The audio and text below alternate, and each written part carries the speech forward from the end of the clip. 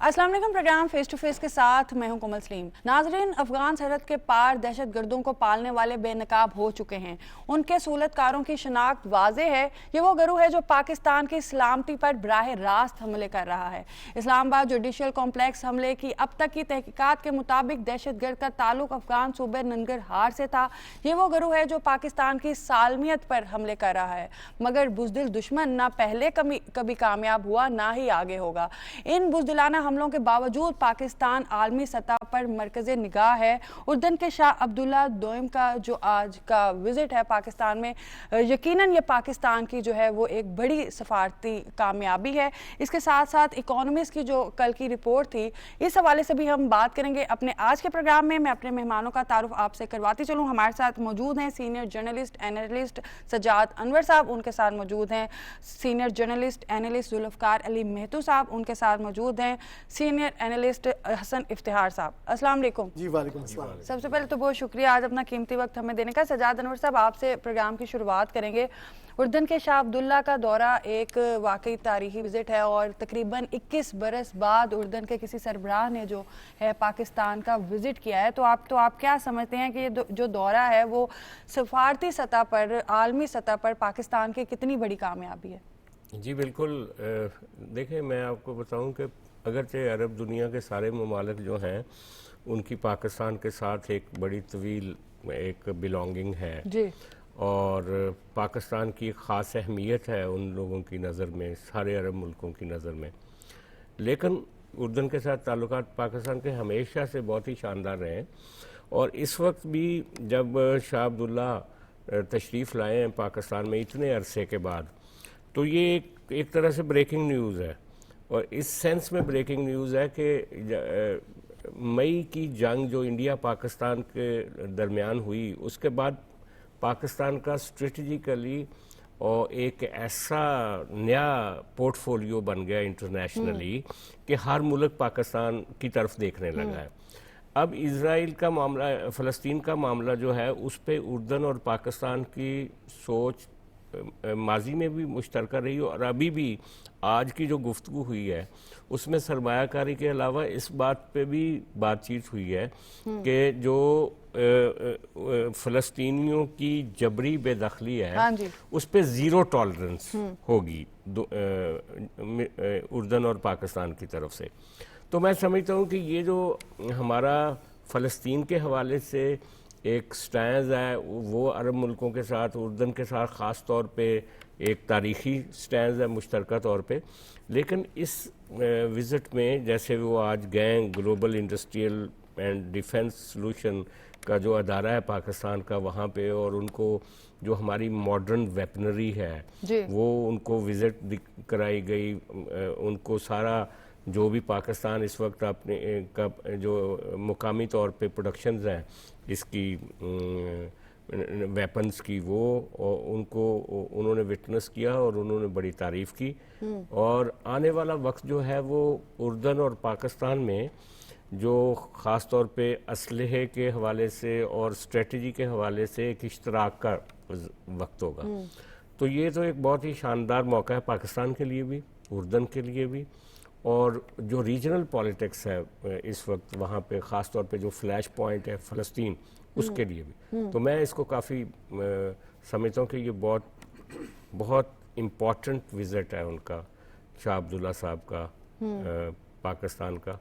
और जिस तरह से आज आर्मी चीफ साहब ने उनका वहाँ पे इस्तकबाल किया, जिस तरीके से आज ऐवान सदर में उनको हाईएस्ट जो निशान पाकिस्तान दिया गया, इतनी डेकोरेटेड आज गैदरिंग थी वहाँ पे ऐवान सदर में।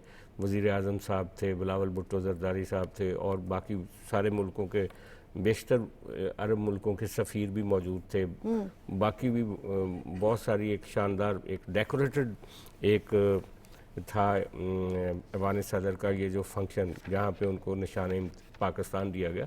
तो मैं समझता हूँ कि ये एक संगे मील है उर्दन और पाकिस्तान के ताल्लुकात के दरमियान में भी, और गल्फ़ और पाकिस्तान के ताल्लुकात में भी, और ख़ास तौर पे یہ جو اسرائیل اور فلسطین کانفلکٹ ہے اس میں فلسطینیوں کے ساتھ کھڑے ہونے کا بھی بالکل ایک موقع ہے. اچھا مہتو صاحب اسی بات کو آگے بڑھائیں گے جس طرح سے ابھی بات کی ہے سجاد صاحب نے global industrial and defence solutions کا جو وزٹ ہے آج کیا ہے شاہ عبداللہ نے, تو آپ کو کیا لگتا ہے کہ اس سے کتنا ہمیں فائدہ ہوگا؟ جو ہمارے پاس ٹیکنالوجی ہے, جو ہمارے پاس دیکھا ہے بھارت نے, جس طرح سے ہم نے بھارت کو منہ توڑ جواب دیا, پوری دنیا نے دیکھا ہے کہ پاکستان ٹیکنالوجی کے لحاظ سے, میزائلز کے لحاظ سے, ہر طرح سے بہت آگے نکل چکا ہے ڈیفنس میں. تو کیا کہیں گے کہ اس سے آگے فیوچر میں آپ کتنا دیکھتے ہیں کہ کتنے ساتھ ہم باہمی تعاون کے حوالے سے کس طرح سے آگے بڑھیں گے؟ اچھا, یہ اردن کی جو اہمیت ہے نا اسرائیل کے حوالے سے اور مشرق وسطیٰ کے حوالے سے بڑی امپورٹنٹ ہے. اردن جو ہے وہ اسرائیل کے سامنے فرنٹ لائن سٹیٹ ہے پاکستان کی طرف جیوگرافیکلی. ایک تو ان کی یہ بڑی امپورٹنس ہے. دوسرا, ہم نے مئی میں جو ریزالو شو کیا پاکستان نے, پاکستان کی مسلح افواج خصوصاً ملٹری لیڈرشپ جو فیلڈ مارشل کی قیادت میں, اس کے بعد اردن ہی نہیں صدر ٹرمپ بھی اور دنیا بھر نے پاکستان کی ملٹری کیپیبلٹیز کو ریٹ کرنا, جو نیچے ریٹ کرتے تھے وہ ہائیسٹ پہ چلے گئے. اور ہر ملک یہ چاہ رہا ہے کہ پاکستان کے ساتھ ہم ملٹری کولابریشن کریں, اور سب سے پہلی مثال سعودی عربیہ نے ہمارے ساتھ قائم کی جو ڈیفنس پیکٹ ہوا. فیوچر کے لحاظ سے میں سمجھتا ہوں کہ جس طرح کہ سجاد صاحب نے بتایا کہ وہاں پہ جو ہمارا GIDS ہے, تو گلوبل جو انڈسٹریل اور ڈیفنس سولوشنز ہے, اس کے حوالے سے پاکستان کی طرف دیکھا جا رہا ہے کہ انہوں نے آخر اتنی بڑی طاقت کو, جس کا $100 ارب کا انڈیا کا ڈیفنس بجٹ ہے, تو اس کو انہوں نے کیسے شکست دے دی؟ تو لوگ تو سمجھ رہے تھے کہ یہ 10 گھنٹے نہیں نکالیں گے. خیر, اب اردن کے 2 پہلو تھے ان کے شاہ عبداللہ کے یہاں پاکستان آنے کے. ایک تو یہ ڈیفنس کے حوالے سے کوآپریشن تھا, دوسرا 2-4 انہوں نے اور ایگریمنٹ بھی کیے ٹیلی ویژن کی فیلڈ میں, ریڈیو کی فیلڈ میں اور ایجوکیشن میں. دوسری جو اہم بات یہ ہے کہ کل یونائٹڈ نیشن کی سیکیورٹی کونسل کے اندر یہ متوقع ہے کہ صدر ٹرمپ کی وہ قرارداد پیش ہوگی جس میں غزہ کا سلوشن ہے, 20 نکاتی ایجنڈا جو ہے, اس کے اندر جو ڈیولپمنٹ ہے وہ بہت امپورٹنٹ ہے. وہ یہ کہ جو سیکنڈ ڈرافٹ ہے وہ صدر ٹرمپ نے پاکستان کے, سعودی عربیہ کے, UAE کے, مصر کے, جارڈن کے کنگ عبداللہ کے مطالبے پہ سیکنڈ ڈرافٹ وہاں لے کیا ہے سیکورٹی کونسل کے اندر. اس ڈرافٹ کے اندر ایک بہت بڑی چینج آئی ہے, ہسٹوریکل چینج ہے. ان کا جو تھا نا, پہلے صدر ٹرمپ یہ کہتے تھے کہ میں اسرائیل اور فلسطین کے رہنماؤں کو اکٹھا کروں گا, ان کو بٹھاؤں گا اور سلوشن نکالوں گا, اور اس کا وہ یہ نہیں بتایا جا رہا تھا کہ فلسطین آزاد ہوگا یا نہیں ہوگا یا کیا سلوشن نکلے گا. لیکن اب اس قرارداد کے اندر صدر ٹرمپ نے خود لکھ دیا ہے کہ ایک سٹیٹ ہوڈ ہوگی, فلسطین ایک سٹیٹ ہوڈ ہوگی. سٹیٹ ہوڈ کا مطلب یہ ہے کہ 1933 کا جو امریکی جو کنونشن ہے مونٹی ویڈیو والا, اس کے اندر سٹیٹ ہوڈ کی ڈیفینیشن قانونی لحاظ سے دنیا بھر میں انٹرنیشنل ہو گئی ہے. وہ یہ ہے کہ فلسطین کا ایک مخصوص علاقہ ہوگا ایز اے سٹیٹ, فلسطین کی ایک مخصوص پاپولیشن ہوگی جو ڈسپلیس نہیں ہو سکے گی. تیسرا یہ کہ فلسطین ایک ایسی ریاست ہوگی جو دنیا بھر میں دوسرے ملکوں کی طرح انٹرنیشنل ریلیشنز قائم کر سکے گی. تو صدر ٹرمپ نے یہ مہر لگا دی ہے کہ فلسطین ایک ایسا ریاست اور ایک ملک کو اسرائیل کو بنانا پڑے گا جس کے اوپر وہ کبھی نہیں آتا تھا. اچھا, آج جو اعلامیہ جاری کیے گا کنگ عبداللہ 2 اور پاکستان کی جانب سے مشترکہ, یہ وہ 2018 والا جب شاید خاقان عباسی وزیر اعظم تھے تو وہ اس وقت بھی یہی اعلامیہ شروع ہوا تھا. تو اس سے یہ ثابت یہ ہوتا ہے کہ دونوں ملک اسی طرح سے اسی پوزیشن پہ کھڑے ہیں. وہ پوزیشن یہ تھی کہ یروشلم کا لیگل سٹیٹس کیا ہوگا, یعنی یروشلم کا جو ایسٹرن پارٹ ہے, ایسٹرن یروشلم ہے, اس کو اقوام متحدہ کی قرارداد کے مطابق جو 1967 والی ہے, قرارداد نمبر 478, تو وہ 1980 میں جو پاس ہوئی تھی, تو اس کے اوپر یہ سٹیٹس ہے سیکورٹی کونسل کا کہ یہ ایسٹرن یروشلم مقبوضہ علاقہ ہے فلسطین کا بائی دی اسرائیل. تو یہ تسلیم کیا جائے گا. یہ آج کنگ عبداللہ اور پاکستان نے پھر اس کو اس بات کے اوپر زور دیا اور اس کو مانا. دوسرا یہ تھا کہ بارڈرز جو ہوں گے وہ 1967 سے پہلے والے ہی بارڈر ہوں گے, یعنی مطلب یہ کہ القدس شریف جو ہوگا فلسطین کا دارالحکومت ہوگا.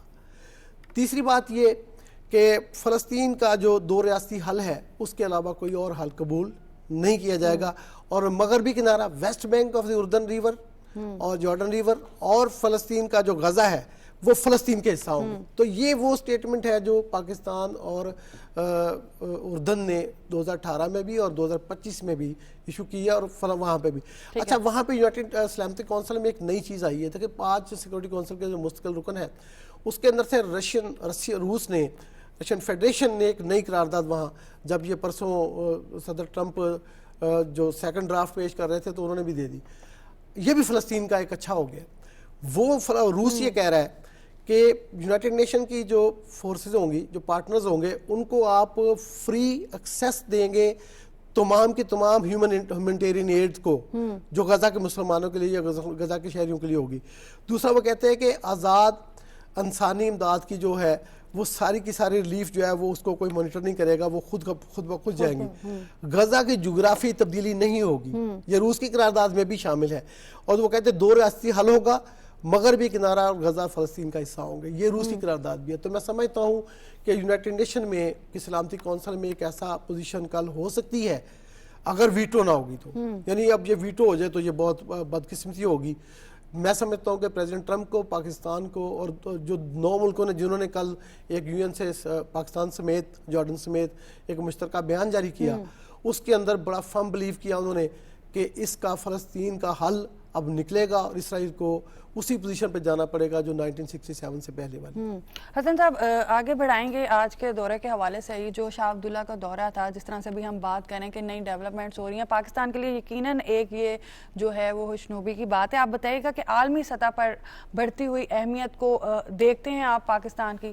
آلریڈی بڑھ گئی نا, کم از کم عرب ورلڈ کے اندر تو بڑھ گئی. 1960s کے بعد یہ پہلی دفعہ ہو رہا ہے کہ عرب ورلڈ جو ہے وہ ہماری طرف دیکھ رہی ہے.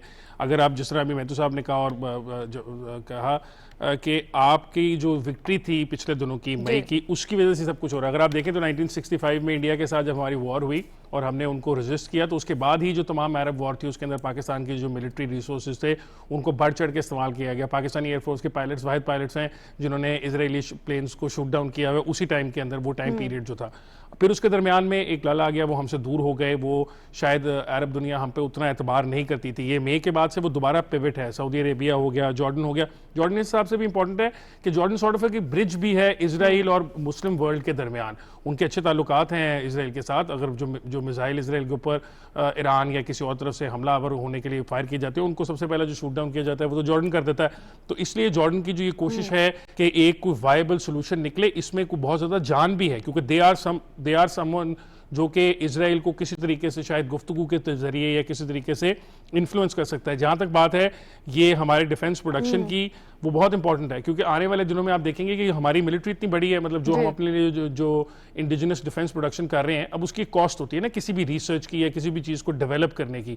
تو پاکستان جیسے ملک کے لیے بہتر یہ ہے, اور دنیا بھر میں جو بڑے ملٹری انڈسٹریل کمپلیکسز ہیں وہاں پہ وہ یہی کرتے ہیں کہ وہ پیسے خرچتے ہیں کچھ چیز کو ڈیولپ کرنے کے لیے, پھر وہ مہنگی طور پر کسی کو باہر بیچتے ہیں اور اس سے وہ سبسیڈائز کرتے ہیں اپنی جو ان کی لوکل پروکیورمنٹ ہوتی ہے یا اپنے جہاز یا جو کچھ بھی ہے. ٹیلا جوگیاں کی رینج پہ لے کے جایا گیا ان کو, وہاں پر ان کو ایکچولی جو ہمارا بیٹر فیلڈ سولوشن ہم بیچنے کی کوشش کر رہے ہیں وہ دکھایا گیا. آذربائیجان کا بھی وفد وہاں پہ تھا. تو اس کا مطلب ہے کہ یہ ایک ذرا تھوڑی ڈیٹیل کے اندر ہے یا ڈیٹیل سطح پر پہنچ چکی ہوئی ہے گفتگو, اور جہاں میرا خیال اب شاید فائنل ہی تھا. آنے والے دنوں میں ہم یہ بھی دیکھیں گے کہ نہ صرف ہمارا انٹرنیشنل لیول جو ہوگا وہ بڑھے گا, بلکہ ہم جو عام ریس ہے دنیا کی اس میں ہم بھی آ جائیں گے لوگوں کو عام کرنے کے لیے. اچھا سجاد صاحب, جس طرح سے وزیر اعظم اور ان کی کابینہ کو کامیابیاں مل رہی ہیں, آئندہ مستقبل کے قریب آپ کیا سمجھتے ہیں کہ پاکستان کی پوزیشن کیا ہوگی؟ دیکھیں, یہ تو جو انڈیا کے ڈیفنس اینالسٹ ہیں پراوین ساہنی, انہوں نے بھی کہا تھا جب بھارت میں کہا جا رہا تھا کہ جی سندور جو ہمارا آپریشن ہے وہ کامیاب ہو گیا, تو اس نے کہا کہ کامیابی کو ناپنا اگر ہے تو وہ آپ ورلڈ اٹینشن جو پاکستان کی طرف آ رہی ہے, دنیا ساری توجہ دے رہی ہے پاکستان کو. امریکہ نے 3 دفعہ ہمارے فیلڈ مارشل صاحب کو اور وزیر اعظم صاحب کو بلایا وہاں پہ.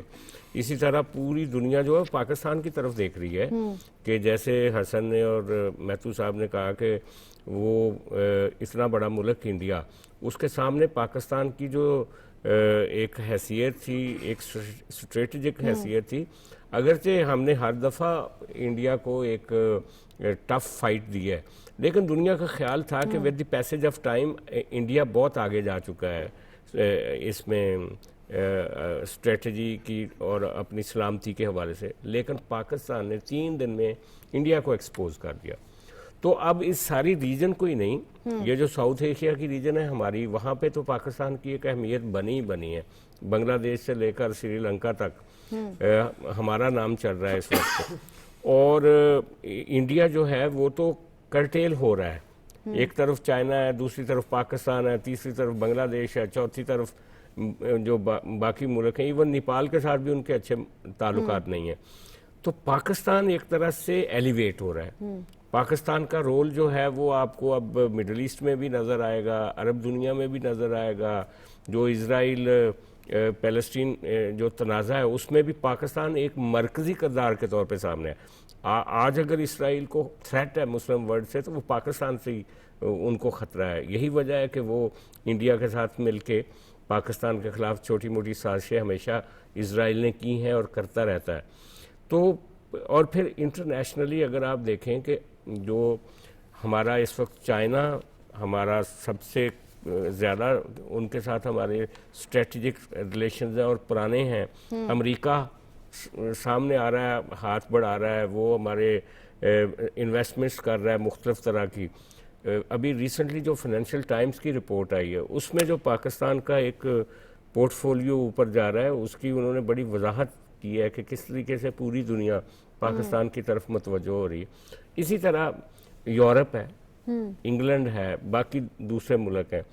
تو پاکستان کے لیے اچھی خبریں ہیں. میں سمجھتا ہوں کہ ہماری حکومت بھی کام کر رہی ہے، ہمارے فیلڈ مارشل صاحب کی اپنی ایک ڈپلومیسی ہے، ان کی اپنی ایک شخصیت ہے انٹرنیشنلی جو ایمرج کر رہی ہے، وزیر اعظم صاحب ہیں. لیکن ساتھ ہی ساتھ میں سمجھتا ہوں کہ ہمارے ملک کے عوام میں بھی ایک اسٹرینگتھ آ رہی ہے. ان کو احساس ہو رہا ہے کہ جو ایک ڈپریشن تھا کافی عرصے سے، یہاں پہ سول ملٹری کنٹرڈکشنز تھے، باقی چیزیں تھیں کئی، لیکن اب پبلک بھی ہمارے جو عوام بھی ہیں نا وہ سمجھتے ہیں کہ ٹھیک ہے کچھ مشکلات ہیں، سارا کچھ ہے، لیکن اس کے باوجود ہم انٹرنیشنل کمیونٹی میں ایک طرح سے فخر کے ساتھ اپنی پرائیڈ کے ساتھ آگے سامنے آ رہے ہیں. تو پاکستان کے لیے تو میں سمجھتا ہوں اپرچونٹیز ہے. اور یہ مئی کے بعد جو اپرچونٹیز شروع ہوئی ہیں نا، میں سمجھتا ہوں کہ پاکستان کو ان سے بینیفٹ لینے کی ضرورت ہے. یہ تاریخ میں بہت کم موقع آتے ہیں قوموں کے لیے، اور یہ وہ موقع ہے کہ جس کو پوری طرح سے پاکستان کو استعمال کرنا چاہیے، اپنے عوام کے حق میں بھی، ملک کے حق میں بھی، اپنی سیکیورٹی کے حق. میں تو صاحب کیا کہیں گے اسی حوالے سے کہ اس وقت پاکستان کو پوری طرح سے جو ہے وہ فائدہ لینا چاہیے. بڑی اچھی بات کہی ہے. دفاعی تعاون تو ہو گیا ہے اردن کے ساتھ ہمارا، لیکن تجارتی حجم بڑھانے کے لیے جو ہے آپ کو کیا لگتا ہے پاکستان کو کیا اقدامات کرنے چاہیے تاکہ اقتصادی حالت جو ہے وہ بہتر ہو سکے؟ دیکھیے اردن کی پاپولیشن کو 1 کروڑ کے قریب ہے اس وقت، اور اردن کا جو زیادہ تر جو ہے وہ جو امپورٹس پاکستان سے جا سکتی ہیں وہ پہلے سے جا رہی ہیں، لیکن وہ بہت بڑا حجم نہیں ہے. کوئی $250-300 ملین کی ہماری ان کے ساتھ وہ ساری ٹریڈ ہے. تو اس کے لیے جو ایوان ہائے صنعت و تجارت ہے پاکستان کے، ابھی حالیہ دورے میں بھی ان کی جو انٹریکشن گورنمنٹ کی ہوئی ہے، تو اب فالو اپس جو ہوں گے وہ اس میں ہوں گے کہ جو بزنس ٹو بزنس جو تعلقات ہیں، جو ریلیشنز ہیں، جو اب ہماری ایگزیبیشنز ہوں گی 2 طرفہ، اس کے اندر یہ حجم جو ہے وہ $700-800 ملین تک جانے کی بات کی جا رہی ہے. تو میں سمجھتا ہوں کہ اردن میں ہمارا جو ڈیفنس کوآپریشن ہے اور جو باقی چیزیں ہیں، خاص طور پہ جو ڈیفنس کی ہمارے جو اکوپمنٹ وہاں پہ ایکسپورٹ ہوگی، ڈیفنس سب سے زیادہ تو اردن کو ضرورت ہے. دیکھیں جیسے حسن کہہ رہے تھے ہمارے اردن کے تعلقات اسرائیل سے ہیں، لیکن جیسے ہی غزہ پہ اٹیک ہوا تھا 2023 میں، تو سب سے پہلے اردن ہی وہ ملک تھا جس نے اپنے سفیر کو وہاں سے کال بیک کر لیا تھا. اور وہی اردن وہی ملک تھا جس نے اسرائیل کے سفیر کو ووٹ کے ساتھ کہا تھا کہ نکل جاؤ، یعنی ان کی پارلیمنٹ کے ووٹ کے ساتھ. تو میں سمجھتا ہوں کہ ان کو یہ خطرہ بھی تو ہوگا نا، جس طرح اسرائیل کے ساتھ انہوں نے اس وقت، یہ اردن نہیں پوری دنیا میں ہر وہ حساس شخص جس کے سینے میں دل دھڑک رہا ہے اس نے غزہ میں ہونے والے ظلم کو اسی طرح آنسو بہائے جس طرح سے اردن یا کوئی اور بہا رہا ہوگا. تو میں سمجھتا ہوں کہ اردن کو بھی اپنے ڈیفنس کی ضرورت ہے، اور سعودی عربیہ اس کے پیچھے ساتھ ہے، عراق ہے، شام ہے اور پاکستان ہے. ایران ہے، سبھی اسلامی ملکوں کو اس وقت ایک سینٹرل پوزیشن مل رہی ہے پاکستان کی وجہ سے. سبھی پاکستان کو دیکھ رہے ہیں کیونکہ پاکستان نے اپنے سے 5 بڑا دشمن کو جو مزہ چکھایا ہے، اب لوگ کانفیڈنس کرنے لگے. تو پاکستان کا فیوچر اسی دیکھیے جو اکانومی ہوتی ہے نا وہ ڈیفینس سے علیحدہ نہیں ہے. کسی کمزور ملک میں کبھی کوئی پیسہ نہیں لگاتا، کسی کمزور محلے میں کوئی دکان نہیں کھولتا کہ یار یہاں تو پتہ نہیں کیا لوٹ مار ہوگی. آج کل تو کسی کمزور سے کوئی بات نہیں کرتا. تو یہ اب پاکستان کا ایک ایج ہے کہ وہ دنیا بھر میں اپنی اس پوزیشن کو آگے لے کے چلے اور نکل بھی رہا ہے. دیکھیے پاکستان کا آپ جب 2022 میں جو پرانی گورنمنٹ ختم ہوئی تو وہ تو پاکستان کو ڈیفالٹ کے بالکل کنارے پہ چھوڑ کے گئے تھے. آئی ایم ایف کو خط لکھ گئے تھے، انٹرنیشنل کمیونٹی کو کہہ رہے تھے ایکسپیٹریٹس پاکستانی کو کہہ رہے تھے پیسے مت بھیجو، ڈالر نہ بھیجو. نہیں، وہ کہہ رہے تھے کس طرح پاکستان ڈیفالٹ ہو جائے. وہ پاکستان کو ڈیفالٹ نہیں کر رہے تھے، وہ اصل میں پاکستان کی جو اتحاد تھا، یکجہتی تھی، اور پاکستان کا ڈیفینس کو ڈیفالٹ کر رہے تھے تاکہ ادھر سے انڈیا پڑ جائے، ادھر سے افغانستان پڑ جائے اور پاکستان پھنس جائے اور پھر وہ خوش ہوتے ہیں. حالانکہ ان کو یہ سوچنا چاہیے تھا کہ پاکستان تو سب کا ہے. سیاسی جماعتیں تو آتی جاتی رہتی ہیں نا، اقتدار تو آنی جانی چیز ہوتی ہے اور کمانڈر بھی چینج ہوتے رہتے ہیں، لیکن پاکستان نے چینج تو نہیں ہونا. تو یہ میں سمجھتا ہوں کہ بہت بڑی ایک غلط سوچ تھی جس کو اس وقت شکست ہوئی ہے کہ پاکستان اب ترقی کی راہ پہ گامزن ہوا ہے، بجائے یہ کہ کوئی ڈیفالٹ کی باتیں کر رہے اب ان کے اپنی بھی جو اپنی تو ان کی امیدیں ان کی تو یہ 27ویں ترمیم کے بعد تو ویسے ہی جو واقعہ ہوا ہے اس سے بہت سی چیزیں یہ اکانومسٹ کی رپورٹ بھی، اور پھر اس سے پہلے دیکھیں 27ویں ترمیم نے تو ان کی جو تھی نا سازش کی ساری تھیوریز کو دفن کر دیا اور پاکستان کی پارلیمنٹ نے 2/3 میجورٹی کے ساتھ جو کیا ہے. اب بات یہ ہے کہ یہ دیکھیں آخر کہیں سے تو فیصلے ہونے ہیں نا. اگر پارلیمنٹ نے فیصلہ نہیں کرنا تو کیا پھر وہ جنہوں نے فیصلہ کرنا ہے جو بشرا بی بی کے موکل تھے. تو میں سمجھتا ہوں یہ ویسے بیچ میں لائٹر موڈ میں تو یہ صورتحال جو پاکستان کی ہے وہ اللہ کی مہربانی سے بہت بہترین ہے اور پاکستان آگے بڑھے گا. ہر قدم پہ آپ دیکھیں گے کہ پاکستان کی عزت جو ہے وہ لوگ کرتے نظر انشاءاللہ. حسن، ہر قدم پہ پاکستان کی عزت لوگ کرتے ہوئے نظر آئیں گے، بلکہ آ رہے ہیں. ہیڈز آف سٹیٹ جو ہیں وہ پاکستان میں آ رہے ہیں اور آگے بھی جو ہیں بہت سے ہیڈز آف سٹیٹ پاکستان میں آئیں گے. جو ممالک پاکستان کو آئسولیٹ کرنا چاہتے ہیں، جو ممالک پاکستان کے دشمن ہیں، کیا کہیں گے اس وقت ان کی کیا حالت ہوگی اور ڈی مورلائز ہوں گے؟ کوئی باز آئیں گے؟ بہت زیادہ ڈی مورلائز ہوں گے اور صفحہ ماتم بچھی ہوگی. انڈیا کے اندر تو بچھی ہوئی ہے نا، آپ ان کے میڈیا سے چیک کر سکتی ہیں، وقتاً فوقتاً وہ چلتا رہتا ہے. کچھ ان کے زخموں پہ نمک میڈیا پاشی، تو ان کا ویسے ہی جھوٹ ہے. کچھ نمک پاشی وہ پریزیڈنٹ ٹرمپ صاحب بھی کرتے رہتے ہیں، وقتاً فوقتاً ان کو یاد دہانی کراتے رہتے ہیں ہر 4-5 دن کے بعد. تیارے گرائے گئے تھے، تیارے گرائے تھے، وہ بتاتے ہیں کہ بہت مہنگے تیارے تھے. تو وہ میں نے صلح کروائی تھی، بہت سمارٹ تھا، میں نے صلح کرائی تھی اور وہ ورنہ تیارے تو گرا دیے تھے اور نیوکلیئر پاکستان نیشن سے وہ لڑنے لگی تھی. Brand new beautiful planes. بات یہ کہ اس وقت پاکستان جو ہے نا وہ پچھلے 20 سال کے اندر پہلی دفعہ ایسی پوزیشن میں ہے جہاں لوگ ہماری بات سن رہے ہیں. مطلب جو انٹرنیشنل کمیونٹی ہے وہاں پہ جو ہمارا کوئی بھی موقف ہے، انڈیا کے متعلق ہو، افغانستان کے متعلق ہو، پاکستان کے اندر ہونے والی دہشت گردی کے پیچھے جو انڈین ہاتھ ہے، جو افغانستان کے تھرو یہ سب کچھ ہو رہا ہے، اس کے بارے میں یہ this is the first time in the last 20 years at least کہ ہمارے کو سیریسلی لے رہے ہیں. انڈیا نے یہ کیا تھا کہ 9/11 کے بعد انڈیا نے سب سے زیادہ فائدہ یہ اٹھایا تھا وار آن ٹیرر کا کہ اس نے اس کو استعمال کر کے پاکستان کو تقریباً ان تمام انٹرنیشنل جو کیپٹلز تھے وہاں پہ بے وقت کر دیا تھا. ہماری بات اس وقت کچھ اس طریقے سے سنی نہیں جا رہی تھی. 9 مئی نے ایک بہت بڑا میریکل آف سارٹ ہمارے لیے ورک کیا. وہ جو جنگ تھی اس کے ساتھ ہم جیتے ہیں. اس کے بعد جو انٹرنیشنل کمیونٹی ہے وہاں پہ ہے اور دیکھیں نا سب سے بڑا دنیا کا اس وقت امریکہ جو ہے وہ ہے تھانے دار. اس کا جو سب سے بڑا تھانے دار ہے ڈونلڈ ٹرمپ ہے. اس کے ساتھ ہماری جو لائن آف کمیونیکیشن ہے وہ ڈائریکٹ ہے. نہ صرف ہمارے وزیر اعظم صاحب کی ہے بلکہ وہ ہمارے فیلڈ مارشل صاحب کی بھی متعدد بار تعریف کر چکے ہیں اور وہ بتا چکے ہیں کہ ہی از اے ویری مطلب بریلینٹ فیلڈ مارشل. تو بات یہ کہ آج سے 20 سال 15 سال پہلے اگر پاکستان کی بات کہیں ہوتی بھی تھی تو وہ نیگیٹو کونوٹیشنز کے ساتھ ہوتی تھی. ہمیں کوئی پٹی پڑھا رہا ہوتا تھا یا کوئی دھمکی دے رہا ہوتا تھا یا کچھ تھا. اس سے to come from that to this stage is a very big leap. آنے والے دنوں میں بھی ہم دیکھیں گے کہ اس کے بعد بھی ہوگا. جس طرح میتھو صاحب نے کہا نا، جب دیکھیں ہم ڈیفینس پروڈکشن ہے نا، ہم کچھ چیز بنا کے بیچ رہے ہیں تو اس سے ہمیں ڈالرز بھی آئیں گے نا. وہ خالی ہمارا ان کے ساتھ کوئی دفاعی معاہدہ ہی نہیں ہے، وہ ہمارا اکنامک معاہدہ بھی ہے. امریکہ جو ہے وہ ٹریلینز آف ڈالرز کا اسلحہ جو ہے وہ بیچتا ہے باقی ممالک کو. اسی طرح ہم بھی کر سکتے ہیں اور کم از کم افریقن کنٹریز اس طرح کے بہت سارے ہیں، ساؤتھ امریکن کنٹریز ہیں. ساؤتھ امریکہ میں ارجنٹینا وغیرہ تو پہلے ہی ہمارے سے جہاز خریدنا چاہتے ہیں. تو آئی ایم شیور کہ یہ ساری جو ہوا ہے اس کے بعد ہمارا اسٹیچر انکریز ہوگا. سجاد صاحب، پاکستان کے دشمنوں کی بات ہو رہی ہے تو افغانستان کی بات کر لیتے ہیں. اسلام اسلام آباد خودکش حملہ آور کا تعلق جو ہے وہ افغان کے علاقے ننگرہار سے تھا اور گرفتار جو ہے وہ سہولت کار جو ہے وہ ہینڈلرز جو ہیں ٹی ٹی پی کے ہیڈ کے ساتھ بھی کالعدم ٹی ٹی پی کے جو ہیڈ تھے اس کے ساتھ بھی رابطے میں تھا. تو کیا کہیں گے اس حوالے سے کہ اب جو ہے وہ پاکستان کا رد عمل کیا ہونا چاہیے؟ دیکھیں یہ جو ساری کامیابی ہے جس کا ہم ذکر کر رہے تھے ابھی تھوڑی دیر پہلے, یہ اس کو انڈو کرنے کے لیے انڈیا ایک کنسپریسی کر رہا ہے, کیونکہ وہ براہ راست تو آ کے آپ کے ساتھ لڑ نہیں سکتا. تو وہ اس کے لیے آسان ہے کہ یہاں پہ گوریلا وارفیئر کرائے, بم بلاسٹ کرائے, اور اس کے لیے انہوں نے آپ دیکھیں نا کہ اس وقت جب پاکستان اور افغانستان کے بارڈر پہ ایک تھوڑے دنوں کے لیے ایک جنگ ہوئی تھی, ایک دو دن کے لیے, اور اس کے بعد عرب ملکوں کی مداخلت سے سیز فائر ہو گیا ترکی سے اور وہاں پہ قطر کے کہنے پہ. اس وقت جو ان کے امیر متقی تھے وہ دلی میں تھے, اور دلی میں وہ 7 دن گزار کے آئے, اور آنے کے بعد جو ایک پلان ہے ان کا وہ یہ ہے کہ جس طریقے سے 9/11 کے بعد پاکستان کو بلیڈ کیا گیا تھا اس طرح سے وہ ایک یہاں پہ دہشت گردی کرنا چاہ رہے ہیں. لیکن ان کو ابھی موقع نہیں ملے گا آنے والے دنوں میں, کیونکہ پاکستان کی ریاست نے اتنا سیکریفائز کیا ہے اس سارے عرصے میں.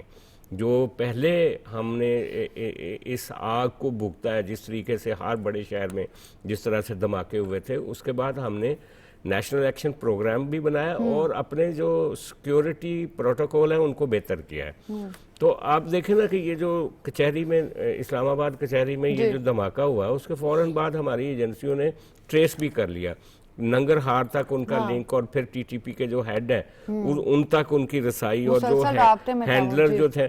تو یہ ہماری انٹیلیجنس ایجنسیاں کام کر رہی ہیں, اور یہ بھی انڈیا کا اور جو یہ فتنہ ہے جس کو فتنۃ الہندوستان کہا جاتا ہے یہ ناکام ہوگا, اور افغانیوں کو بھی سمجھ آئے گی کہ وہ بغیر پاکستان کے ان کی نہ معیشت ہے, نہ ان کا سماج ہے, نہ ان کی ترقی ہے. وہ پاکستان کے ساتھ جڑیں گے, پاکستان کے ساتھ مل کے ہی, ورنہ تو دیکھیں نا افغان ٹرانزٹ ٹریڈ کے ذریعے کراچی سے لے کر جو ان کی لائف لائن ہے سی سے لے کر کابل تک وہ پاکستان کے ذریعے ہے. اگر انہوں نے انڈیا سے بھی ٹریڈ کرنی ہے تو وہ واگا سے لے کر کابل تک ہے. تو اس کو اگر وہ سمجھتے ہیں کہ وہ لڑ کے ہمیں بلیک میل کر کے ٹی ٹی پی کو پال کے ہمارے دشمنوں کو مطلب کے ساتھ مل کے سازش کر کے وہ چلیں گے تو وہ نہیں چل سکتے. بقائے باہمی یہی ہے ان کی, چلنا ہی ہم نے سکھایا تو کیسے چلیں گے؟ ہاں چلنا ہم نے بھی سکھایا, لیکن ان کی بھی ایک اپنی ہسٹری ہے. لڑائیوں سے پہلے وہاں پہ کابل کی ایک سویلائزیشن تھی, وہ لوگ تھے پیسفل لوگ تھے. مجھے یاد ہے اچھی طرح سے جب پہلی دفعہ یہ جو وہاں پہ رشین فورسز آئیں اور 90s میں جو لوگ ہجرت کر کے اسلام آباد آئے تھے Afghani, they were very civilized people. وہ اس طرح کے بچرز نہیں تھے جو معاف کرنا یہ جو جس طرح کی لاٹ اب موجود ہے, لیکن وہ سارے کے سارے لوگ یورپ امریکہ میں چلے گئے. تو وہ جو سیویلائزڈ افغانستان تھا وہ تو اب افغانستان میں ہے ہی نہیں. وہاں پہ کھنڈرات ہے, وہاں پہ جو وار لارڈز ہیں ان کی حکومت ہے, ان کو اپنے آپ کو بھی سیویلائزڈ کرنے کی ضرورت ہے, اور پاکستان کے ساتھ پنگا کریں گے تو نقصان اٹھائیں گے. اچھا سجاد صاحب نے جس طرح سے مہتو صاحب بات کی ہے کہ انڈیا کے لیے آسان ہے کہ افغانستان کو وہ انفلوئنس کرے اور اس کو بھڑکائے, لیکن افغانستان پہ جو پاکستان کے احسان ہے ایٹ لیسٹ وہ تو افغانستان کو یاد رکھنا چاہیے. تو ابھی ریسنٹلی جو ہم واقعہ خودکش دھماکہ جو ہوا ہے اس کے حوالے سے جو بات کر رہے ہیں, آپ کیا سمجھتے ہیں کہ اس نیٹ ورک کا خاتمہ ہم کیسے کر سکتے ہیں؟ جس طرح سے ابھی بات کر رہے تھے کہ کالعدم ٹی ٹی پی کے کمانڈر کے ساتھ دہشت گرد مسلسل رابطے میں تھا, تو اس نیٹ ورک کا خاتمہ اب کس طرح سے کیا جا سکتا ہے اور کتنا اسٹرکٹ ایکشن جو ہے وہ پاکستان کو لینا چاہیے؟ دیکھیے پاکستان کی سیکورٹی ایجنسیز نے خاص طور پہ سی ٹی ڈی نے اور آئی بی نے جس طرح سے 3-4 دن کے اندر 4 گرفتار کیے جو مین فیسیلیٹیٹر تھے پاکستان کے اندر, اور داد اللہ جو ٹی ٹی پی کا کمانڈر ہے باجوڑ میں اور آج کل افغانستان میں رہتا ہے, جو اس سارے آپریشن کو اس خودکش کو عثمان اور افکاری کو لیڈ کر رہا تھا. اب اس میں سب سے اہم بات یہ ہے کہ اب تک جو انویسٹیگیشن ہوئی ہے اس کے اندر یہ نکلا ہے کہ باجوڑ سے وہ انٹر ہوا، جو خودکش ہے وہ بھی اور جیکٹ بھی، اور پشاور میں وہ جیکٹ تیار ہوئی اور اسلام آباد کے ایک ٹیلر ماسٹر نے اس کو فائنل ٹچز دیے، اور پھر اس کے بعد 3 دن وہ انہوں نے درخت کے نیچے چھپائی اور پھر وہ دھماکہ کیا۔ تو مطلب یہ کہ نیٹ ورک جس کی آپ بات کر رہی ہیں وہ نیٹ ورک تو ان کا بہت عرصے سے یہاں پھیلا ہوا ہے، لیکن جس طرح کوئک ایکشن ہوا ہے اس کی توقع تو ان کے فرشتے بھی نہیں کرتے ہوں گے۔ تو اگلی بات یہ کہ یہ صرف سیکورٹی ایجنسیز کا کام نہیں ہے کہ وہ اس فتنے کو، فتنۃ الہندوستان کو اور فتنۃ الخوارج کو وہ مقابلہ کریں، پاکستان کے ہر بچے کو ان کا مقابلہ کرنا پڑے گا۔ ہمارے احسانات جو ہے وہ تو قیامت تک نہیں دے سکیں گے۔ 40 سال کوئی بلا کسی مہمان کو سنبھالتا ہے، اور لاکھوں کی تعداد میں 40 لاکھ سے اوپر ہمارے مہمان تھے، یہ آج بھی مہمان ہیں۔ پاکستان کے عوام یہ سمجھتے ہیں کہ انہوں نے کوئی احسان نہیں کیا، مسلمان ہمارا ہمسایہ ملک تھا، ہمارے ہمسائے تھے، ہم نے ان کو بلانا تھا، بلایا، لیکن کیا اس طرح سے صلہ دیا جاتا ہے؟ اب آپ افغانستان کی اندر کی صورتحال دیکھیں تو 50% سے زیادہ پاپولیشن جو ہے انتہائی غریب ہے، اور ابھی جو سردیاں شروع ہو گئی ہیں اس کے اندر ان کے پاس فوڈ سیکورٹی نہیں ہے۔ یہ جو ورلڈ فوڈ پروگرام ہے یونائیٹڈ نیشن کا، ان کی ویب سائٹ پہ $600 ملین کے عطیے کی اپیلیں لگی ہوئی ہیں کہ دنیا افغانستان کے ان بچوں کو اور دوسرے لوگوں کو جو وہاں کے شہری ہیں ان کو اس سردی کے دوران، جو ان کو صبح سے رات کی کھانے کا نہیں پتا، ان کے لیے فوڈ سیکورٹی کا انتظام کریں۔ اب مجھے بتائیں یہ افغانستان کی جو اس وقت رجیم ہے، یہ حکومت نہیں رجیم ہے، کیونکہ ان لوگوں نے تو جب یہ 2021 میں آئے تھے انہوں نے وعدہ کیا تھا کہ ہم پورے افغانستان میں ہم ایک ایسا نظام ڈیموکریٹک لائیں گے کہ سبھی اس کے اوپر آن بورڈ ہوں گے اور حکومت نہیں آ جائے گی، وہ تو نہیں آئی۔ تو ان لوگوں نے مل کے جو رجیم بنائی ہوئی، اس رجیم کو کیا یہ خیال نہیں آتا کہ ان کی جو پاپولیشن ہے وہ کہاں جائے گی؟ اتنی غریب پاپولیشن اور فوڈ کے بغیر، اور ابھی جو بارڈر بند ہوئے ہیں ہمارے، دیکھیں 2 نقصان ہوئے ان کے۔ ایک نقصان یہ ہوا کہ جو ان کے کسانوں کے، کاشتکاروں کے افغانستان کے فروٹ سے سبزیاں تھیں وہ ہزاروں کی تعداد میں ٹرکس جو لدے کھڑے تھے پاکستان کے بارڈر کے دوسری طرف، وہ خراب ہو گئی، وہ پیرش ہو گئی۔ یہ وہ فروٹ اور سبزیاں تھیں جس سے انہوں نے اپنے پورے سال کا روزی روٹی کا انتظام کرنا تھا۔ اور دوسرا ابھی ان کے جو ملا جو ہے فائنانس منسٹر اور ان کے نائب وزیر اعظم، وہ کہہ رہے تھے کہ پاکستان سے تجارت بند کر دو۔ تو میں کمل صاحبہ میں آپ کو یہ بتانا چاہتا ہوں کہ پاکستان سے تجارت بند کرنے کا مطلب افغانستان کے اندر جو ہے نا وہ بہت بڑی بھوک ہے۔ وہ کس طرح سے کہ پاکستان سے اگر لاہور سے ٹرک کوئی چیز لے کے جاتا ہے نا افغانستان، کوئی خوراک یا کوئی بھی چیز، تو وہ 24 گھنٹے میں پہنچ جاتا ہے۔ جلال آباد میں 1 دن 1.5 دن لگتا ہے پہنچنے میں، اور اگر وہ چائنا سے امپورٹ، اور یہ خرچہ آتا ہے $700 20 فٹ کے کنٹینر کا، اور اگر وہ چائنا سے امپورٹ کرتے ہیں قازقستان کے ذریعے اور ادھر سے، تو اس کے اوپر جو صرف کرایہ ہے وہ $2300، ٹھیک ہے نا، 400-450% زیادہ ہے۔ تو وہ چیز افغانستان کے اندر آ کے اتنی مہنگی ہو جائے گی چین سے آنے والی، اور پھر 24 دن میں پہنچے گی، جو 24 گھنٹے میں پہنچتی وہاں 24 دن میں آئے گی۔ تو میں سمجھتا ہوں، اور اگر وہ کہیں کہ جی انڈیا ان کی مدد کرے گا، تو انڈیا نے انہیں خاک مدد کرنی ہے۔ انڈیا نے پوری ٹریڈ کے اندر جو افغانستان کے اندر امپورٹس ہیں، پاکستان سے تو کوئی $2 ارب کی امپورٹ تھی نا، وہاں سے جا رہی تھی، تو انڈیا صرف $300 ملین کی پوری تو کچھ بھی تو نہیں، وہ بھی $250 ملین، وہ بھی چاہ بہار بند ہونے کی وجہ سے، تو وہ چاہ بہار پہ اب وہ تو ختم ہو گیا۔ وہ چاہ بہار کا آپشن، اس لیے صحیح کہہ رہے ہیں سجاد صاحب کہ صدر ٹرمپ نے اس کے اوپر بھی وہی پابندیاں لگا دی ہیں جو ایران پہ لگی ہوئی ہیں، ٹھیک ہے۔ تو اب افغانستان کے اس رجیم کو اپنے بچوں کے لیے، اپنی خواتین کے لیے، اپنے شہریوں کا خیال کرنا چاہیے، اور پاکستان نے جو 40 سال ان کا ساتھ دیا ہے اس کو خیال میں رکھتے ہوئے انڈیا کو ٹاٹا کرنا چاہیے اور پاکستان کے ساتھ ہاتھ ملانا چاہیے۔ اچھا حسن، پاکستان نے ثبوت بھی اب تو دے دیے ہیں افغانستان کو، کیا سمجھتے ہیں اب بھی اگر افغانستان اپنی ضد پہ اور ہٹ درمی پہ اڑا رہے ہیں تو اس کا جو نقصان ہے وہ تو ہمارے سامنے ہے۔ اس کے ساتھ ساتھ جس طرح سے پاکستان میں مقیم غیر قانونی افغان باشندے جو ہیں وہ اب سیکیورٹی رسک ہیں، تو اس حوالے سے پاکستان کو مزید کتنی تیزی سے جو ہے وہ اقدامات کرنے ہوں گے تاکہ ان کو جو ہے واپس بھیجا جا سکے؟ لیکن 2 چیزیں ہیں اس میں۔ افغانستان کا تو ایک مسئلہ جس طرح انہوں نے بتا دیا کہ وہ اپنی ان کی لیجیٹیمیسی نہیں ہے، اور آپ کو پتہ ہے کہ وہ ہیں بھی انٹرم، ان کا جو سرکاری نام ہے وہ انٹرم افغان حکومت ہے، وہ مطلب وہ پرماننٹ ان کے نام میں بھی نہیں ہے۔ انہوں نے وعدہ بالکل ٹھیک کیا تھا۔ مسئلہ یہ ہے کہ پاکستان کے اندر سلیپر سیلز ہیں ان کے, اور وہ ایک بیکاز ہم اس سے اب یہ دیکھیں نا, اب یہ آج تو شروع نہیں ہوا, ہمارے افغانستان کے ساتھ تعلقات اور یہ جس طرح بتایا کہ 40 لاکھ لوگ, یہ دہائیوں پہ مشتمل پورا تھا, تو اس کی وجہ سے یقیناً یہاں پر ان کی لوکل جو پاپولیشن ہے اس کے اندر ان کے لوگ موجود ہیں, چاہے وہ الیگل ہیں, ہو بھی سکتا ہے ان میں بہت سارے لیگل پاکستانی بھی ہوں جو کسی وجہ سے ان کی مدد کر رہے ہوں. یہ بھی انٹیلیجنس بیسڈ آپریشن تھا, آئی بی نے کیا.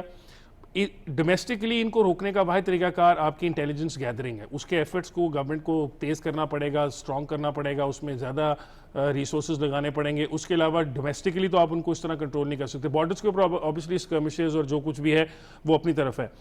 اس کے اندر افغان باشندے جو ہیں, ہم ان کو اصل میں دیکھیں نا, گورنمنٹ کی پالیسی جو ہے وہ تو ہے پچھلے 2-3 سال سے کہ ہم نے ان کو بھیج دینا ہے واپس, اور ہم کر بھی رہے ہیں, لیکن اتنا بڑا اتنے سالوں سے ان کا یہاں پر سیٹ اپ ہو چکا ہوا ہے, اس طرح کی رشتہ داریاں وہ بنا چکے ہوئے ہیں کہ بہت سارے کیسز میں ہوتا ہے کہ لوگ غائب ہو جاتے ہیں. مطلب ان کی یہاں پر پاکستانی فیملیز کے اندر شادیاں ہوئی ہیں, وہ غائب ہو, اگر ہم ان کو واپس کرنے کی کوشش کریں ریپیٹریٹ تو وہ نہیں کر سکتے. انٹیلیجنس کے علاوہ کوئی بھی طریقہ کار نہیں ہے, اور اس کے اندر obviously اب آئی بی کر رہی ہے. دیکھیں پہلے صرف ایم آئی کرتی تھی, آئی ایس آئی کرتی تھی, اب انٹیلیجنس بیورو بھی صرف یہ واحد نہیں ہے, کوئٹہ کے اندر بھی 1-2 جو پچھلے انسیڈنٹس ہیں ان کے بھی جو کلپرٹس تھے وہ بھی آئی بی نے ہی گرفتار کرائے ہیں. جیسے میتھو صاحب نے کہا نا کہ اس میں عوام کو بھی چاہیے, بالکل آپ کو چاہیے, آپ کے اگر دیکھیں سب کو پتا ہوتا ہے, یہ بڑی امپورٹنٹ بات میتھو صاحب نے بھی کی, آپ بھی کر رہی ہیں, اسپیشلی پختون سوسائٹیز جو ہیں, یا اس کے اندر تو کوئی نہیں ایسا ہو سکتا کہ آپ کو نہ پتا ہو کہ آپ کے ساتھ کون رہتا ہے کیا نہیں رہتا. ایون ہم پنجابیز کے اندر بھی یہ کوئی نہیں کہہ سکتا کہ آپ کو ہی نہیں پتا کہ آپ کے ہمسائے میں کون رہتا ہے, اور اگر نہیں پتا تو اس دہشت گردی کے ماحول میں آپ کو پتا ہونا چاہیے کہ اس کی کیا ہیں اور کیا ایکٹیویٹیز ہیں, so that you can report them. آپ بھی آئیز جو ہیں وہ بن سکتے ہیں ریاست کی, اور بننا بھی چاہیے. ہاں اچھا, سجاد صاحب جسے بہت عقل مند سمجھتے رہے, وہ ایک عاملہ کے جعلی علوم کے گھیرے میں, خواجہ آصف صاحب نے بھی تحریک انصاف کے قائدین کی نالائکی کو خوب نقشہ کھینچا ہے. آج کیا کہیں گے اس حوالے سے, اکانومسٹ کی جو خبر تھی اس پہ کیا کہیں گے؟ دیکھیں اکانومسٹ نے تو کل خبر دی, اور ہمیں تو یہ جب واقعات ہو رہے تھے, جس وقت وزیر اعظم ہاؤس جو تھا وہ ایک جادو نگری بنا ہوا تھا, ہمیں تو اس وقت کا پتہ ہے کہ وہ کس طریقے سے چل رہے تھے. حیرت والی بات یہ تھی کہ پاکستان کی جو مڈل کلاس ہے اور پاکستان کے جو پڑھے لکھے لوگ ہیں, وہ ان کی توقع تھی کہ موصوف جو ہیں وہ کوئی تبدیلی لائیں گے, کوئی پاکستان کا جو ایک عرصے سے جو ہماری گورننس, دیکھیں تبدیلی تو لائے ہیں نا, کبھی ایسا جادو ٹونا ہوا ہے کہیں؟ میں وہی کہنے لگا کہ وہ لوگوں کا خیال تھا کہ گورننس سسٹم کو ٹھیک کریں گے, کوئی عام آدمی کی, لیکن وہ تو ایک جیسے آپ کو یاد ہوگا پرانے بادشاہوں کی کچھ کہانیاں ٹیلی ویژن چینلز پہ آتی ہیں نا, کو کس طرح سے ان کی بیگمات ان کو اپنے چنگل میں پھنساتی تھی اور کس طرح سے پولیٹکس کرتی تھی. خاص طور پہ اگر آپ نے وہ دیکھا ہو خرم سلطان والا, تو مجھے تو لگتا ہے کہ یہ خاتون جو تھیں وہ خرم سلطان سے بھی بڑھ کے تھی. اور انہوں نے یہ دیکھیں, میری بات سنیں, ایک ہسبینڈ کو آپ قابو کر لیں کوئی بات نہیں, یہ پرائیویٹ میٹر ہے, لیکن ایک پرائم منسٹر ہے جس کی وجہ سے پورا ملک اور آپ کی سیکیورٹی اور آپ کا جو فورن پالیسی اور آپ کی جو انٹیریئر پالیسی ہے, آپ کی لیجسلیشن, ہر چیز اس بندے سے منسلک ہے. اگر اس کے لیے آپ مطلب اس کے ارد گرد جادو کی ایک حصار بنا کے اور اپنی مرضی سے, اور پھر پنجاب میں آبادی کا سب سے بڑا صوبہ ہے, اور وزیر اعلیٰ جو ہے وہ آپ نے اپنے استخارے سے نکالا کہ وہ جو بزدار سے اچھا کوئی ہو نہیں سکتا. تو میرا کہنے کا مطلب ہے کہ, اور پھر یہ جو ہم تو آج تک یہی کہتے رہے نا کہ موصوف اس کے عشق کا شکار تھے یا اس کا کوئی سحر تھا, جادو تھا, لیکن کہانی تو اس سے آگے ہے.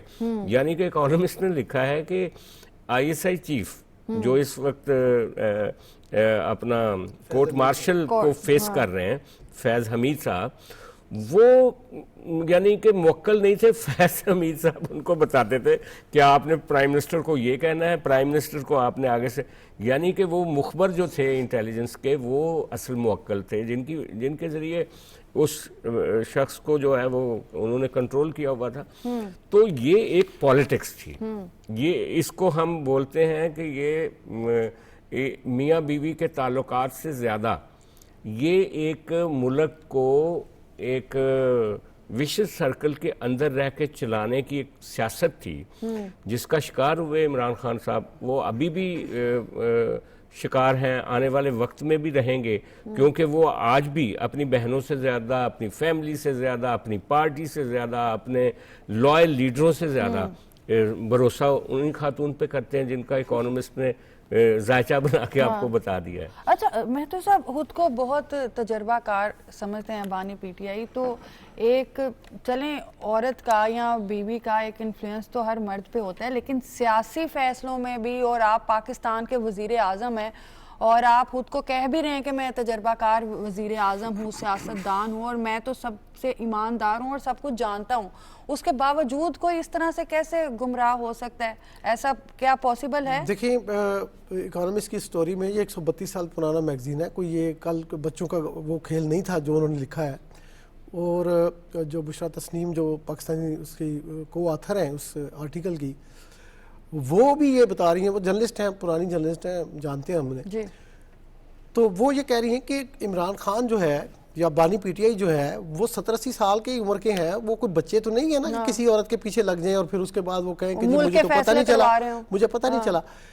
دیکھیں وہ سارے کے سارے جو جادو نگری, انہوں نے بڑا اچھا ورڈ سجاد صاحب نے بولا ہے, تو اس جادو نگری کے اندر اگر پاکستان کی حکومت 25 کروڑ کا ملک, ایٹمی ملک, اگر جادو نگری کے ٹونوں کے اوپر چلنا ہے تو میں سمجھتا ہوں کہ پاکستان بہت بڑے حادثے سے بچ گیا.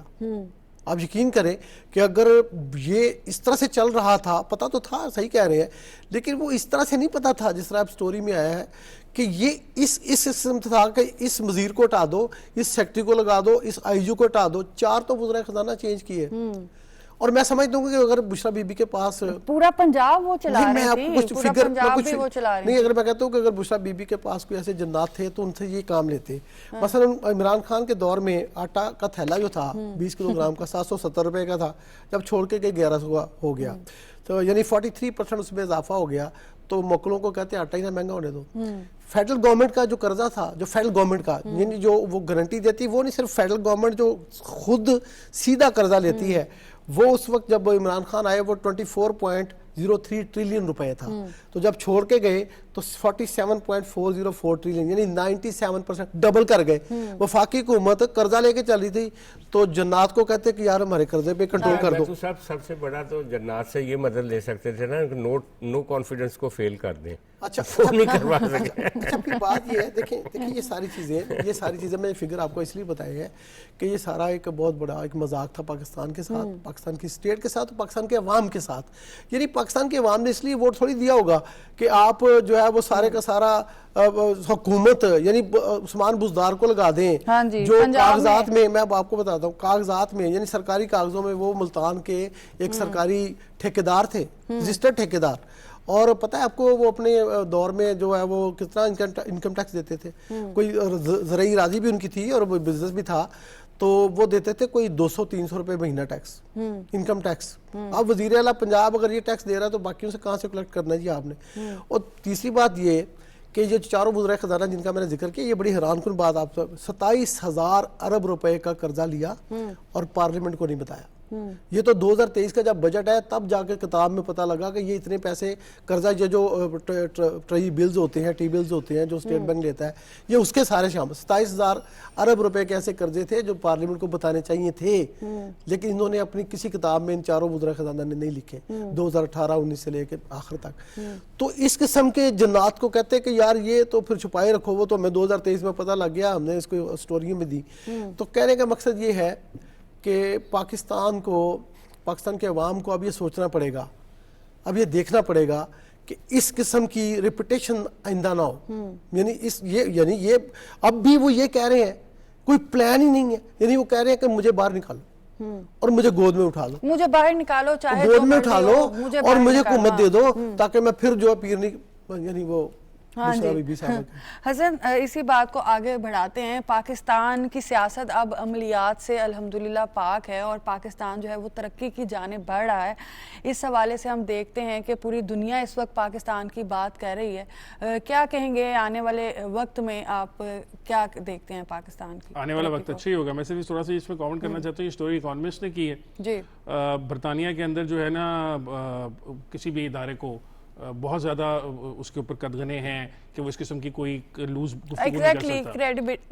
کریڈیبلٹی کے علاوہ بھی لیگل آبلیگیشنز بہت ہیں. جب تک کوئی ثبوت نہیں ہوتے وہاں پہ جو ہے کوئی بھی خبر. ہاں, اس کی وجہ یہ کہ لائرز کے تھرو ہوئے بغیر یہ سٹوری جا ہی نہیں سکتی, چھپ ہی نہیں سکتی. لائرز ہوتے ہیں, ان کو آپ اپنے کچھ نہ کچھ دیتے ہیں, مطلب ضروری نہیں ہے کہ ایویڈنس دیتے ہیں. ہاں ایویڈنس کچھ, اور وہ بالکل ہوا میں سٹوری کر نہیں سکتے. اتھینٹسٹی کی بتاتے ہیں نا کہ یہ اتھینٹک خبر ہے. ایگزیکٹلی 2 درجن سے زیادہ لوگوں کے انٹرویوز انہیں کیے. جہانگیر ترین کا ہے, مانیکا کا انٹرویو ہے, اس کی جو مریم وٹو ہے 28 صفحے کی رپورٹ ہے سر, وہ مطلب چھوٹی بات بھی نہیں ہے. تو 2 درجن سے زیادہ لوگوں کے, اور چودھری کا انٹرویو بھی, اور جو ان کے بہت کلوز لوگ نے کہا نا کہ جی ہم سو کریں گے, تو اس خاتون نے کہا ہے, اعلان کیا ہے پی ٹی آئی نے, لیکن اس خاتون نے, بشرا صاحبہ نے کہا ہے, جنہوں نے سٹوری کی ہے, انہوں نے کہا ہے کہ میں چاہتی ہوں کہ یہ سو کریں تاکہ جو ایویڈنس ہے وہ عوام کے سامنے آئے, جو رہ گئے وہ بھی سامنے آئے. اور پھر اس نے یہاں تک کہا ہے کہ میں چاہتی ہوں کہ یہ سو کر, تاکہ میں بھی ان پہ سو کروں کہ جو یہ ٹرولنگ کر رہے ہیں اور میرے پہ الزام لفافہ کا لگا رہے ہیں, تاکہ یہ وہ عدالت میں جا کے ثابت کریں. وہ اب ہندوستان کا تو ہے نہیں میڈیا جو لفافے پہ چلے, کیا کہیں گے؟ جی آپ کنٹینیو کریں. نہیں, اصل میں بات یہ ہے نا کہ اس کو بالکل اکانومسٹ کو سو کر دیں. ڈونلڈ ٹرمپ کے خلاف BBC نے خبر کی لگائی تھی, کچھ ایڈیٹنگ کی تھی, سپلائسنگ کی تھی پینوراما کے پروگرام میں. اس نے کہا کہ میں $1 بلین سے لے کے $5 بلین تک کا جرمانے کا ہر جانے کا دعویٰ کروں گا. خان صاحب کم از کم اس کے لیول کے لیڈر تو ہیں, کریں 1 ارب کا جرمانہ, ان کو پتہ چل جائے گا دودھ کا دودھ اور پانی کا پانی کہ انہوں نے کیا کیا ہے. جہاں تک بات یہ ہے کہ یہ ساری جو ایک سائیکل تھا نا, اچھا ہے کہ ہم اس سے نکل رہے ہیں. We are moving forward. آنے والے دنوں کے اندر ہم جس طرح ہم نے آلریڈی اس پروگرام میں ڈسکشن کی کہ جو تمام انڈیکیٹرز ہیں وہ ہمارے 100% جو بہتری کی طرف جا رہے ہیں. اکانومی ایک ایسی چیز ہے جو کہ سب سے آخری جو انڈیکیٹر ہے بہتری کی طرف آہستہ آہستہ وہ بھی اس کی طرف جا رہا ہے. اب سلو ہے, وہ شپ ذرا تھوڑا سلو اکانومی کا موو کرتا ہے نا. آپ آج کا معاہدہ ڈیفینیٹلی کچھ ٹائم بعد ہی آپ کو اس کا فائدہ دے. ہاں, تو آنے والے دنوں میں فائدہ دیکھیں گے. عمران خان صاحب کے بارے میں دیکھیں, ایک بڑی امپورٹنٹ بات یہ ہے کہ جن لوگوں کے جو ان کے فالوورز ہیں, انہوں نے اس بات کو اگر نہیں ماننا تو آپ ان کو منوا نہیں سکتے. آپ جو مرضی کر لیں, وہ چاہے BBC ہو جائے, چاہے اکانومسٹ ہو جائے, جو مرضی ہو جائے, یہ ان کو سو بھی نہیں کریں گے. میں آپ کو یہ بھی بتا دیتا ہوں, لیکن پریڈکٹ کہ دے will not so the organization. اگر کر بھی دیں گے تو اس کو پرسو نہیں کریں گے, صرف کاغذ کی حد تک کر دیں گے, لیکن وہ ضرور پھر اس کا جواب دیں گے. بہت شکریہ جی. ناظرین, پاکستان ترقی کی جانب جو ہے وہ جا رہا ہے, اور جس طرح سے آج شاہ عبداللہ کا پاکستان کا دورہ ہے وہ ایک یقیناً ایک پاکستان کے لیے سفارتی کامیابی ہے, اور اس طرح کی بہت سی انشاءاللہ کامیابیاں جو ہیں وہ پاکستان کو ملنے والی ہیں. جب ہم بات کرتے ہیں اکانومی اسٹرانگ ہونے کی, تو ڈیفینیٹلی آج جو معاہدے ہو رہے ہیں وہ کچھ ٹائم بعد, کچھ مہینے بعد اس کا اثر دکھائیں گے, اور پاکستانی عوام کو تھوڑا سا صبر کرنا چاہیے. انشاءاللہ پاکستان ترقی کی طرف جا رہا ہے, اور اکانومی بھی اسٹرانگ ہوگی اور پاکستان بھی اسٹرانگ ہوگا. پاکستان کا مستقبل بھی انشاءاللہ جو ہے وہ اسٹرانگ ہی ہے. اسی کے ساتھ کومل سلیم کو دیجیے اجازت. اللہ حافظ.